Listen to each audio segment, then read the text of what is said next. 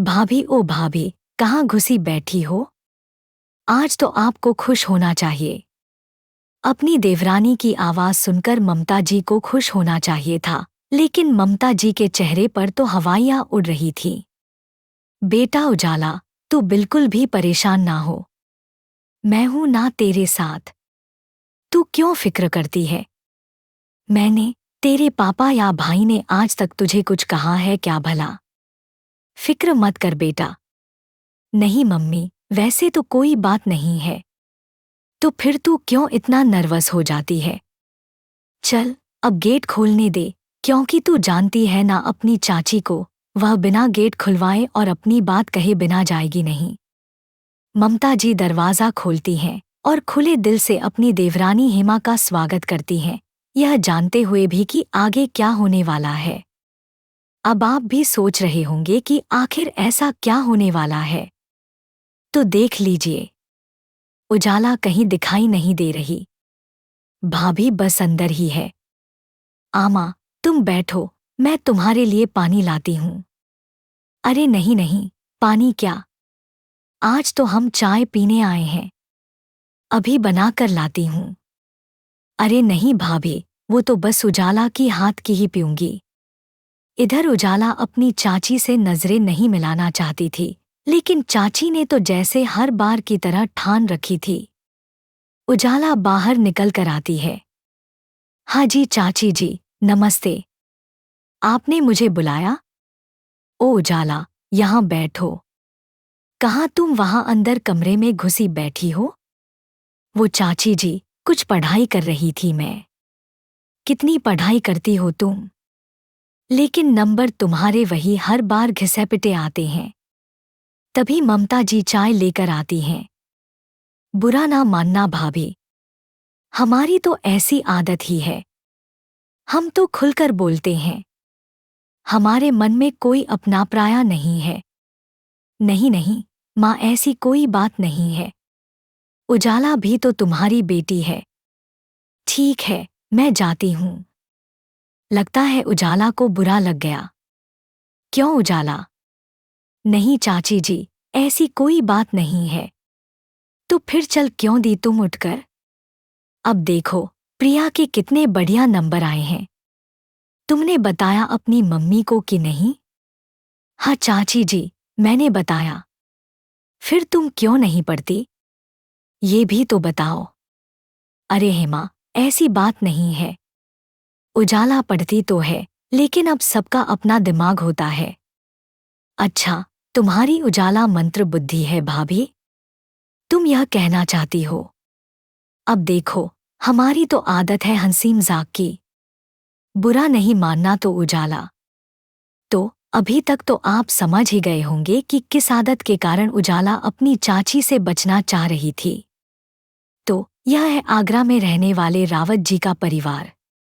मनोज और विनोद दोनों भाई आगरा में ही पैदा हुए और यहीं पले बढ़े। फिर जब शादियां हुईं तो माँ बाप ने अगल-गल में 2 घर बनाकर दे दिए, जिससे दोनों भाइयों को एक दूसरे की कमी महसूस ना हो। लेकिन अब तो क्या ही हाल है, आप देख रहे हैं। आइए, आगे भी देखते हैं। फिर एक दिन घर में बड़ा ही खुशी का माहौल है और घर के सब लोग बेटे प्रतीक की सगाई में जाने की तैयारी कर रहे हैं। चलो भाई, अब बड़ी देर हो रही है। मम्मी, पापा, उजाला, कहाँ हो तुम? अगर ट्रेन छूट गई तो आफत ही हो जानी है फिर। बगल में चाचा के यहाँ भी आवाज लगा देना। उनसे भी कह देना कि अपना सामान बाहर रखें। सब जल्दी जल्दी स्टेशन पहुंच जाते हैं। अरे ये व्यवस्था आपकी हमें जमी नहीं भाई साहब। बेटे की सगाई के लिए जा रहे हैं। कम से कम 5 गाड़ियां तो करनी थी। अभी देखो, जब हम अपने रजत की सगाई करेंगे तब देखना आप हमारा जलवा। अरे तुम जरा चुप ही रहो ना थोड़ी देर के लिए। भाई साहब, बुरा लगा हो तो माफी चाहते हैं, लेकिन हमें नहीं लगता हमने कोई गलत बात कही है। बताओ भाई साहब। अरे नहीं नहीं, हमें ऐसी कोई बात नहीं है। तुम कहाँ कभी कुछ गलत कहती हो? वही तो हम इन्हें समझाते हैं कि हमारी आदतें जरा खुलकर बोलने की हैं और कुछ नहीं। हेमा जी अपनी इस बड़े भोलेपन की आदत को कभी गलत नहीं मानती, बल्कि हमेशा ही सही करार देती हैं।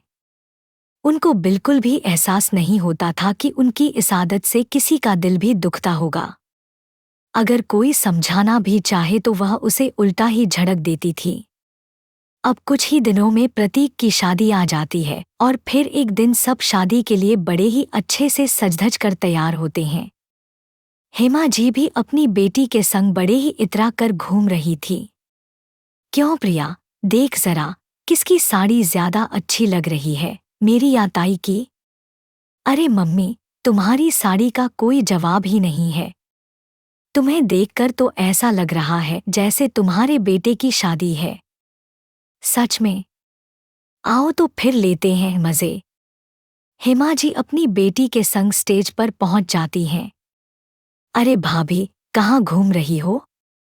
एक फैमिली फोटो तो निकलवा लो सबके साथ में। आओ आओ।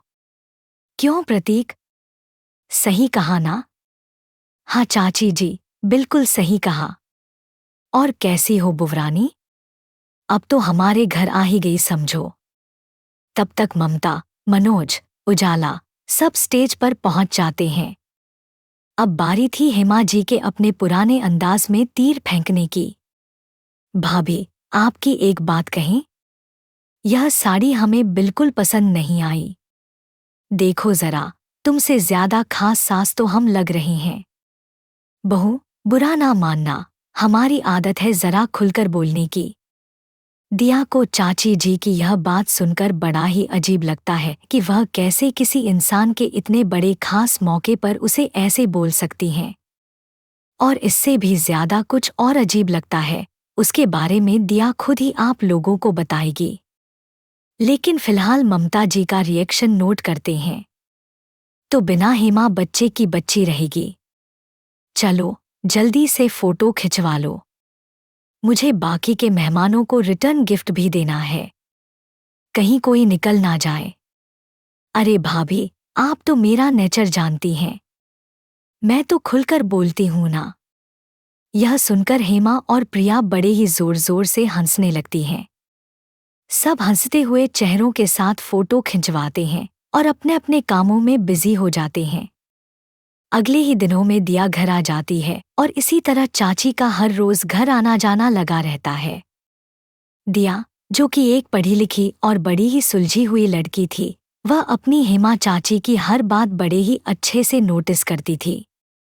फिर एक दिन उजाला अपनी प्यारी भाभी दिया के पास उसके रूम में जाती है। भाभी, भाभी, आप सो तो नहीं रही? अरे दीदी, आप भी ना। अरे भाभी हूं मैं आपकी। अगर सो भी रही होंगी तो जाग जाऊंगी। आइए ना, बताइए दीदी, कैसे याद किया इस नाचीज को? अरे आप भी ना भाभी। रुको रुको। उजाला जाकर जल्दी से दिया के ड्रेसिंग से काजल उठाकर लाती है और दिया के कानों के पीछे काजल लगा देती है। भाभी, मेरी प्यारी भाभी, आप हमेशा ऐसे ही रहना। कहीं आपको किसी की बुरी नजर ना लग जाए। दिया उजाला की इस चुलबुलाहट के लिए उसे गले लगा लेती है। अरे मेरी प्यारी ननद, जिसके पास ऐसी प्यारी सी अच्छी सी गुड़िया जैसी ननद हो, उसे किसकी नजर लगेगी? उजाला थोड़ा इमोशनल हो जाती है। अच्छा भाभी, मैं ना आपके पास किसी जरूरी काम के लिए आई थी। हाँ तो बताओ ना दीदी। भाभी, आज शाम को मेरे कॉलेज में फेयरवेल है और इस शादी की भागम भाग के चक्कर में मुझे बिल्कुल भी याद नहीं रहा कि मैंने कोई ड्रेस नहीं ली। आपके पास कोई अच्छी सी साड़ी हो तो बताओ ना। अच्छी सी साड़ी? अरे दीदी, पूरी अलमारी आपकी है। वो सामने खुली है। जाइए, पसंद कीजिए। उजाला जाकर फटाफट से एक अच्छी सी ब्लैक कलर की साड़ी पसंद करती है और लेकर दिया के पास जाती है। भाभी, यह साड़ी कैसी लगेगी? दीदी, यह साड़ी वाकई में बहुत खूबसूरत है और बिल्कुल हल्की फुल्की है। आपके फंक्शन के हिसाब से परफेक्ट वेयर है। आप जल्दी से इसको पहन लीजिए। लेकिन भाभी, मुझे साड़ी पहननी ही नहीं आती। आप पहना दो ना। अरे बस इतनी सी बात। ठीक है, रुकिए। पहले मैं आपके लिए ढेर सारा मेकअप यहाँ लाकर रख देती हूँ, फिर आपको पूरा तैयार कर दूंगी। दिया फटाफट से अपनी ननद को तैयार करती है और उसे अच्छे से साड़ी पहनाकर बस फाइनल लुक देने ही जा रही थी कि दरवाजे की घंटी बजती है। ममता जी जाकर दरवाज़ा खोलती हैं और वही शोर, वही आवाज़ सुनाई देती है जिससे उजाला हमेशा परेशान हो जाया करती थी। उसके चेहरे पर झुंझलाहट साफ दिखाई देने लगती है। क्या हुआ दीदी? आप एकदम से परेशान क्यों हो गई? अरे वो चाची आ गई है ना? हाँ। तो परेशान होने की क्या बात है? अभी उजाला और दिया बात कर रहे थे कि तब तक हेमा और प्रिया रूम तक आ जाते हैं। उजाला बेटे, तुम तैयार हो गई? देखो, मैं भी प्रिया को तैयार करके लाई हूँ। जल्दी निकलो, कहीं पार्टी में पहुंचने के लिए देर ना हो जाए। अरे उजाला, तुमने ये साड़ी पसंद की है पार्टी में जाने के लिए? अरे इस काली साड़ी में उजाला तो एकदम अंधेरा नजर आ रही है। उजाला तो मेरा नेचर जानती है, मैं ना खुलकर बोलती हूँ जरा। और हेमा जी के इतना कहते ही प्रिया और हेमा दोनों ठहाका लगाकर हंसने लगते हैं। उजाला का चेहरा एकदम से उतर जाता है। यह सुनकर दिया को बड़ा ही बुरा लगता है कि कोई किसी के कलर कॉम्प्लेक्स का मजाक कैसे बना सकता है, लेकिन वह समय की नज़ाकत को देखते हुए चुप रहती है। प्रिया दीदी, कितनी सुंदर तो लग रही हैं उजाला दीदी। आप लोग ऐसा क्यों कह रही हैं? Black colour is ever green colour. हर किसी के ऊपर हर टाइम अच्छा ही लगता है। दीदी, फटाफट से तैयार हो जाइए। आप लोग तब तक बाहर बैठिए, मैं इनको टच अप करके अभी लेकर आती हूँ। हेमा जी को उम्मीद थी कि दिया भी उनकी हाँ में हाँ मिलाएगी, लेकिन उसे ऐसा ना करते देख उनकी त्योरियां चढ़ गईं और माम बेटी दोनों बाहर आकर हॉल में बैठ जाती हैं। अब दिया को समझ में आ चुका था कि आखिर क्यों अपनी चाची की आवाज़ सुनकर उजाला घबरा रही थी। उनके जाते ही दिया अपनी सास ममता जी से सवाल करती है, मम्मी जी, चाची जी सबको इस तरीके से क्यों बोलती हैं? आज उन्होंने जैसा उजाला दीदी को बोला, मुझे बिल्कुल भी अच्छा नहीं लगा। अरे दिया बेटा, तू उसकी बातों को दिल से ना लगाया कर।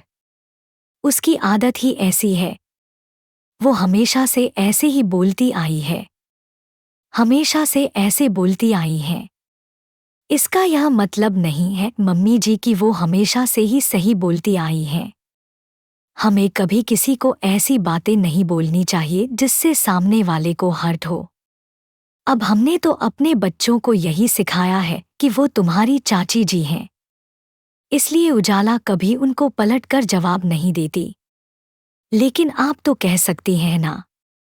अरे बेटा, मैं क्या ही बोलूं। मेरी भी आदत नहीं है कि मैं किसी तरह के बहस में पड़ूं। दिया समझ चुकी थी कि उसकी सास बड़ी ही सीधी सादी महिला है और वो किसी भी तरह के अनबन और झगड़े में विश्वास नहीं रखती। लेकिन अब उसने ठान लिया था कि वो कैसे भी करके अपनी चाची सास को सबक सिखाएगी। ऐसे ही कुछ दिन और निकल जाते हैं। फिर एक दिन हेमा जी ममता जी के पास घूमने आती हैं। और क्या हो रहा है जेठानी जी? मैंने कहा, बड़े दिन से जेठानी जी से मिले नहीं। चलो, शाम हुई है, बहू के हाथ की चाय पकौड़े खाकर आते हैं। बहू कहाँ है? दिखाई नहीं दे रही। मैं यहाँ हूँ चाची जी।